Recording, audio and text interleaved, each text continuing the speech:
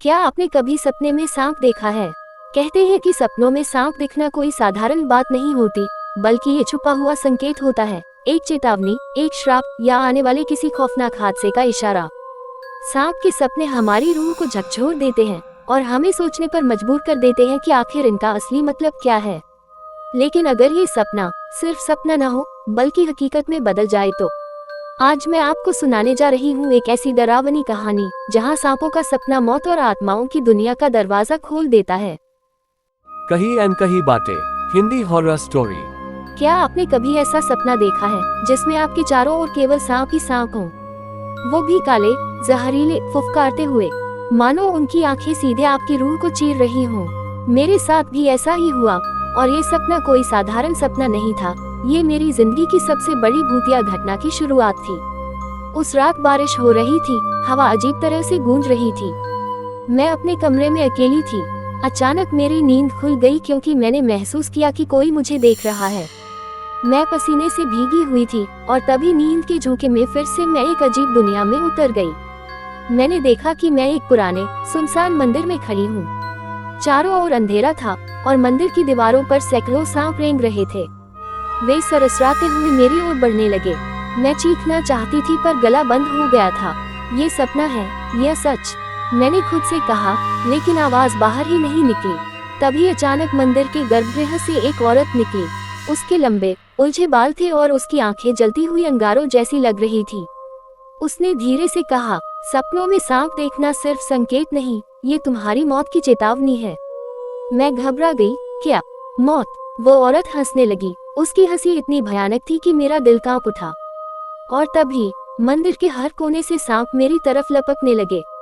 मैंने भागने की कोशिश की, लेकिन मेरे पैर जैसे जमीन से चिपक गए थे।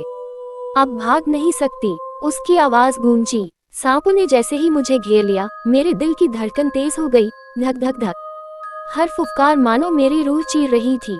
मैंने देखा, एक काला नाग मेरे सामने फन उठाए खड़ा था। उसकी आंखें चमक रही थी और उसकी जीभ बार बार बाहर निकल रही थी, चटाक चटाक। वो धीरे धीरे मेरी ओर झुक रहा था। भगवान, ये सपना है ना? प्लीज ये सच मत हो। मैं अंदर ही अंदर चिल्लाई।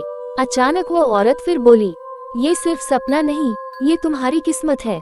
हर सपने का अर्थ होता है, और सांप दिखने का अर्थ मौत, विश्वासघात और श्राप है। मैंने डर के मारे आंखें कसकर बंद कर ली, लेकिन जब मैंने दोबारा खोली तो मैं अपने कमरे में थी। सांसें तेज चल रही थी, पूरा बदन पसीने से भीग गया था। हे भगवान, ये क्या था? मैंने दीवार पर लगी घड़ी की ओर देखा। रात के 3 बज रहे थे, यानी वही समय जिसे लोग भूतों का समय कहते हैं। मैं पानी पीने उठी। जैसे ही गिलास होंठों से लगाया, मुझे लगा कोई पीछे खड़ा है। मेरे हाथ से गिलास छूटकर जमीन पर गिरा छन्ना। मैं पलटी तो देखा, कमरे के कोने में वही औरत खड़ी थी। उसकी आंखें अब और ज्यादा लाल थीं। उसके होठों से फुसफुसाहट निकली, तुम सोच रही हो ये सपना था? नहीं, अब ये तुम्हारी जिंदगी का हिस्सा है। नहीं, नहीं। मैंने चिल्लाने की कोशिश की, लेकिन आवाज फिर गले में अटक गई। और तभी मैंने देखा, मेरे बिस्तर पर दर्जनों छोटे छोटे सांप रेंग रहे थे। वे सरसराते हुए मेरे पैरों की तरफ बढ़ रहे थे। मैं डर के मारे पीछे हटने लगी। क्यों आ रहे हो मेरी तरफ?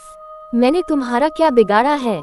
मैं रोते हुए बुदबुदाई। वो औरत अचानक मेरी तरफ बढ़ी और बोली, ये सब इसलिए क्योंकि तुमने वो चीज छू ली थी जिसे छूने का हक सिर्फ मृत आत्माओं को है।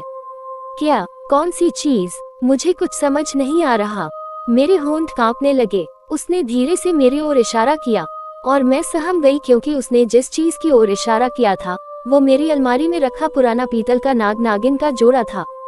मैंने कांपते हुए अलमारी की तरफ देखा। वहां धूल में लिपटा हुआ एक पुराना पीतल का नाग नागिन का जोड़ा रखा था। ये जोड़ा मैंने कुछ महीने पहले ही गांव के एक पुराने खंडहर जैसे मंदिर से उठाया था।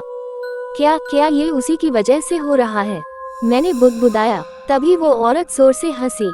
हाँ, तुमने उस वस्तु को छू लिया जो सदियों से श्रापित है। वो नाग और नागिन सिर्फ मूर्तियां नहीं है, वो असली आत्माओं का बंधन है। नहीं, ऐसा नहीं हो सकता।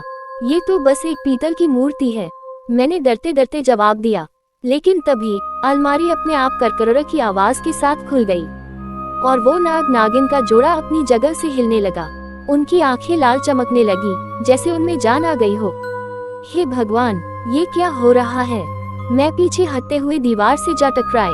अचानक दोनों मूर्तियां फर्श पर गिर गईं ठाक, और उनकी जगह दो विशालकाय सांप प्रकट हो गए, एक काला नाग और एक सफेद नागिन। उनकी फुफकार इतनी भयानक थी कि मेरे कान सुन्न पड़ गए। नागिन ने अपनी लाल जीभ बाहर निकालते हुए कहा, क्यों तोड़ा हमारा बंधन, क्यों छेड़ा हमें। मैंने कांपते हुए कहा, मैं तो बस यूं ही ले आई थी, मुझे क्या पता था कि ये श्रापित है। नाग की आंखों में आग भड़क उठी। नादान इंसान, ये जोड़ा उस औरत की आत्मा से बंधा था जिसने हमें धोखा दिया था, और अब जब तुमने इसे छुआ तुम उसकी अगली शिकार बन चुकी हो। मैं चिल्लाए, नहीं, मुझे छोड़ दो प्लीज। मैंने कुछ नहीं किया, लेकिन जैसे ही मैं भागने को मुड़ी, दीवार पर परछाइयां हिलने लगी, और उनमें से वही औरत निकलकर मेरे सामने खड़ी हो गई। उसकी हंसी से कमरा दहल उठा। हाँ हाँ हाँ, अब तुम मेरी हो चुकी हो। कमरे में अंधेरा और भारीपन भर गया था। नाग और नागिन मेरी तरफ घूर रहे थे, और उनके बीच वो औरत खड़ी थी। उसकी आंखें जलते कोयलों जैसी थी। उसकी हंसी मेरे कानों में हथौड़े की तरह गूंज रही थी। तुम कौन हो? मैंने डरते हुए पूछा। वो औरत धीरे धीरे मेरी तरफ बढ़ी। उसके पैरों की आवाज ठक ठक ठक कमरे में गूंज रही थी। मैं कौन हूँ? मैं वो हूँ जिसे इंसानों ने धोखा दिया। मैं वो हूँ जिसे मंदिर की दीवारों में कैद कर दिया गया। मैं वो हूँ जो सदियों से अपने नाग और नागिन के साथ बदला लेने का इंतजार कर रही थी। मेरे रोंगटे खड़े हो गए। कैद? किसने और क्यों? उसकी आवाज कांपती हुई गूंजी। सदियों पहले मैं एक तांत्रिक साधिका थी। मैंने नाग नागिन को साध कर अमृतत्व पाने की कोशिश की, पर गांव वालों ने मुझे चुड़ैल कहकर जिंदा दीवारों में चुनवा दिया। उन्होंने नाग नागिन को भी पीतल की मूर्तियों में बांध दिया, ताकि मेरी आत्मा कभी आजाद न हो सके। वो औरत अचानक जोर से चीखी, लेकिन तुमने वो बंधन तोड़ दिया है, और अब मैं आजाद हूँ। हा हा हा। नाग ने फुफकारते हुए कहा, तुमने हमें धोखा दिया था। नागिन ने चीखते हुए कहा, तुम्हारी आत्मा पाप से भरी है। औरत ने उनकी तरफ हाथ फैलाया और गरजी, अब तुम दोनों मेरी शक्ति का हिस्सा हो। और ये लड़की, उसने मेरी तरफ इशारा किया, ये मेरी अगली बलि बनेगी। मैं कांपते हुए पीछे हट गई। नहीं, मुझे छोड़ दो प्लीज। मैंने तुम्हारा क्या बिगाड़ा है? वो औरत धीरे धीरे मेरी ओर बढ़ी। उसकी परछाई दीवारों पर लंबी होती जा रही थी, मानो किसी राक्षस की हो। उसके हर कदम के साथ कमरे का तापमान गिरता जा रहा था। मेरी सांसें जमी हुई लग रही थी, और तभी नाग और नागिन जोर से फुफकारे, शश शश। उनकी फुफकार से दीवारें हिलने लगी। वो औरत पलटकर चीखी, तुम दोनों मेरा कुछ नहीं बिगाड़ सकते। अब ये लड़की मेरी है। वो औरत, नहीं, अब मुझे यकीन हो गया था